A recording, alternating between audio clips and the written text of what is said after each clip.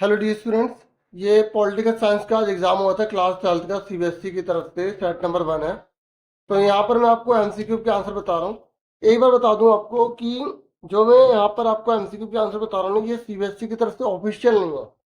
अगर आपको किसी क्वेश्चन में डाउट होता है या आपको कोई लगता है कि ये आंसर नहीं होना चाहिए तो आप कमेंट कर सकते हैं, ठीक है। तो ये ऑफिशियल नहीं है, ठीक है, ये मैं आपको यहाँ पे क्लियर कर दूँ। और ये 100% ट्रू होंगे ऐसा भी नहीं है, ठीक है। तो बाकी आप अपने आंसर मैच कर सकते हैं, डिस्कस कर सकते हैं। तो जो पहला क्वेश्चन है, हिंदी मीडियम इंग्लिश मीडियम दोनों दे सकते हैं।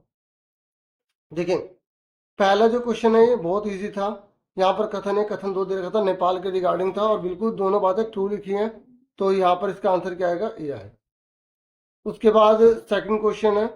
सेकंड क्वेश्चन अगर हम देखते हैं यहाँ पर, तो यहाँ पर ये भी क्वेश्चन जो है बहुत इजी था। ये तो जो बुक है, चैप्टर अगर हम देखते हैं पढ़ते हैं, तो बुक की जो शुरू की जो स्टेटमेंट दी होती है, जो अलग से कलर में लिखी होती है, उसी में ये लाइन लिखी हुई थी, तो वहीं से ये क्वेश्चन बना होगा।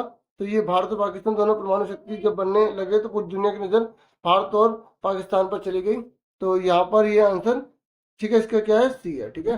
बाकी लड़ाइयाँ तो देखो हर दुनिया में कहीं होती रहती हैं, तो इतना ध्यान पूरे विश्व का नहीं जाता जितना परमाणु उस समय के टाइम में न्यूक्लियर एनर्जी की वजह से चला गया, ठीक है। तो इसका आंसर क्या है, सी। फिर थर्ड क्वेश्चन है। यहाँ पर जो थर्ड क्वेश्चन है ये मैचिंग करनी थी, ये भी बहुत इजी था, क्योंकि अगर बच्चे को अगर एक दो भी पता है तो इससे आराम से कर सकता था। जैसे ह्यूमन राइट जो वॉच है वो एक इंटरनेशनल एनजीओ है, और इंटरनेशनल मॉनेटरी फंड जो है वो किससे जुड़ा हुआ है, वो फाइनेंशियल इंस्टीट्यूशन से जुड़ा हुआ है। वर्ल्ड जो हेल्थ ऑर्गेनाइजेशन है वो किस जुड़ी है, यूनाइटेड नेशन के एक एजेंसी है, ठीक है ना। और एजेंसी बोलते हैं, ठीक है। अगर आपने सपोर्ट भी करा तो उसमें भी लिखे थे। और जनरल असेंबली ऑर्गन इसका अंग ही है, ठीक है। हम अगर उसमें आपने पूरी टेबल बनी हुई देखी हो तो इस हिसाब से सी आंसर है इसका, ठीक। फिर नेक्स्ट था ये फोर्थ नंबर पर। तो यहाँ पर आपको लाइन से लगाना था, तो ये तो और ज़्यादा इजी था, वो इसलिए कि अगर आपको ये पता है, मतलब ये थोड़ी सी कंडीशन थी कि भाई अगर वर्ल्ड ट्रेड ऑर्गेनाइजेशन का पता है, और क्योंकि ये इन सबसे बाद में हुई थी घटना, तो ये लास्ट में होना चाहिए। तो पहला वाला लास्ट में सिर्फ इसी में दे रखा था। पर ये है ना कि इसके बारे में पता भी होना चाहिए, तो यहाँ पे थोड़ी डेट मेंशन कर दी गई है कि कब घटना घटी। तो इन दोनों में कंफ्यूजन थी कि जैसे कब होगा क्या होगी, ये बनाने की बात इस समय हुई, फिर इम्प्लीमेंट हुआ, जबकि ये 45 में हुआ। तो इससे कंफ्यूजन यहाँ से दूर हो गई थी वर्ल्ड ट्रेड ऑर्गेनाइजेशन से, जिसको पहले गैट कहते थे, GATT, है ना। तो ये हमारा आंसर यहाँ पे बी है। फिर जो पांचवा क्वेश्चन था, यहाँ पर जो है आर्थिक रूप से कमजोर लोगों पर वैश्वीकरण के नकारात्मक प्रभाव को कम करने के लिए अपनाए गए संस्थागत सुरक्षा उपायों को क्या कहते हैं, समाज सुरक्षा जाल कहते हैं, ठीक है, सोशल सेफ्टी नेट्स, ठीक है। बाकी अगर आपको कोई लगता था आप इसमें कमेंट, ठीक है। सिक्स क्वेश्चन है। फिर यहाँ पे एसेशन रीजन था। फिर दोनों बातें ट्रू लिखे, लेकिन रीजन के अकॉर्डिंग नहीं, लेकिन दोनों ट्रू है। तो इसका आंसर क्या, ए, ठीक है। आप हिंदी में भी यहाँ पढ़ सकते हैं। फिर सेवंथ नंबर पर आ जाइए।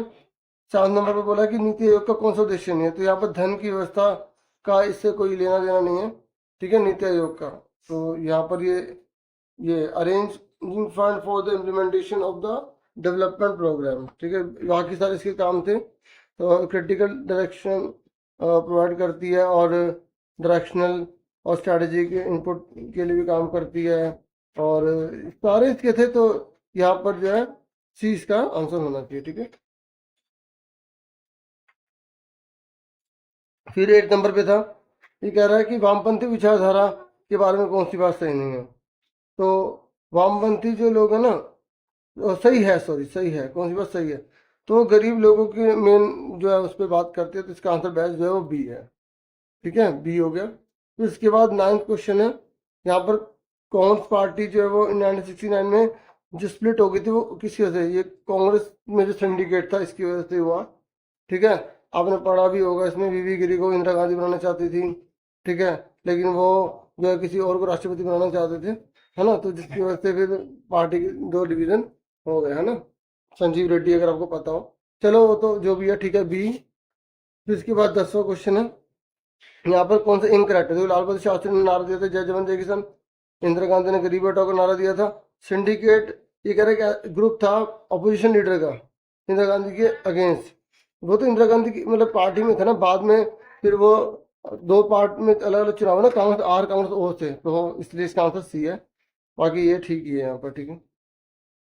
तो उसके बाद आगे देखो, अब मैं यहाँ पर 11वां क्वेश्चन है, इसका तो बहुत इजी था। 2019 में जो भाजपा ने जो अपना गठबंधन बनाया, उसको किस नाम से जाना गया? राष्ट्रीय लोकतांत्रिक गठबंधन के नाम से, एनडीए बोलते शॉर्ट में, ठीक है।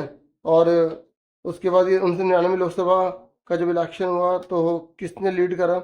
अटल बिहारी वाजपेयी ने। फिर उसके बाद 2004 में फिर मनमोहन सिंह जी आ गए थे, फिर 10 साल उन्होंने राज करा, फिर नरेंद्र मोदी आ गए, ठीक है ना, इस तरीके से था। तो बी आंसर है इसका। फिर बाकी ये क्वेश्चन है, और जो आगे मैप वाला और जो पैसेज है वो देख लो एक बार, ठीक है। ये क्वेश्चन पहले दिखा दूं, ठीक है, क्वेश्चन देख लो पहले, ये सारे थे।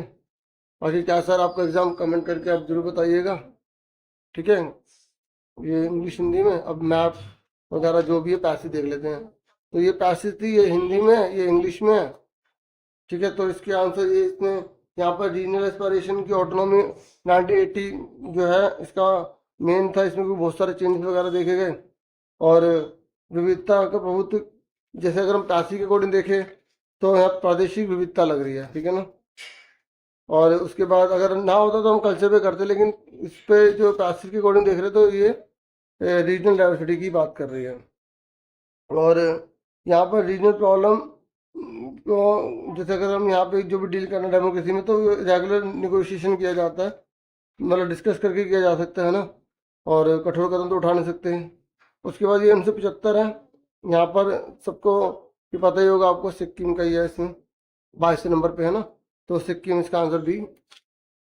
फिर उसके बाद ये था, ये आपको भरना था, इसे बहुत आसान था ये, कि जैसे ये हिंदी में लिखा है या इंग्लिश में लिखा है।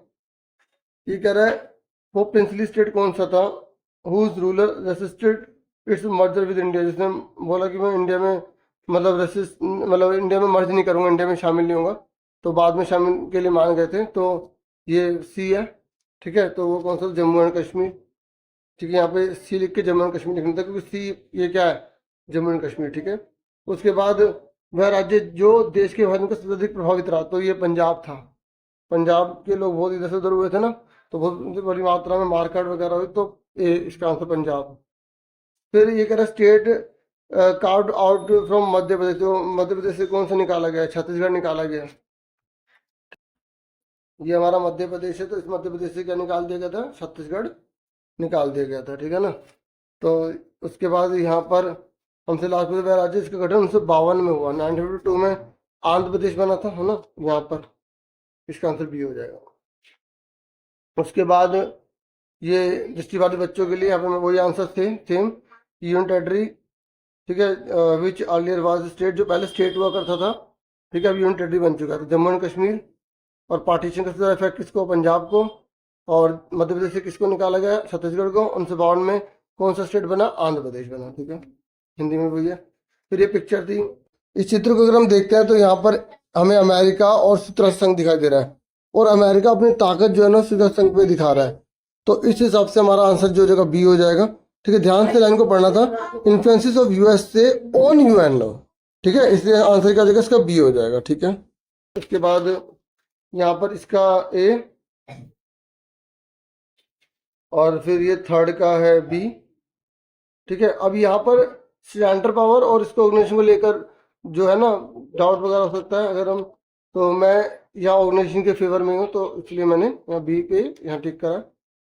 फिर यहाँ फोर्थ में जो है बी, ठीक है, मतलब पीस और जो कॉपरेशन उसको बढ़ावा देने की बात की गई। तो इस तरीके से ये हो गए सारे, ठीक है। ये जो है विजुअली इम्पेयर्ड वाले बच्चों के लिए थे, बाकी आप पेपर देख सकते हो, ये लॉन्ग क्वेश्चन वगैरह है। तो इतना ही था इस वीडियो में, ठीक है। वीडियो को लाइक, चैनल को सब्सक्राइब करना बिल्कुल मत भूलेगा। क्या सर आपका एग्जाम, कमेंट करके बताइएगा। Thank you for watching and listening carefully. Take care, साल डियर स्टूडेंट्स।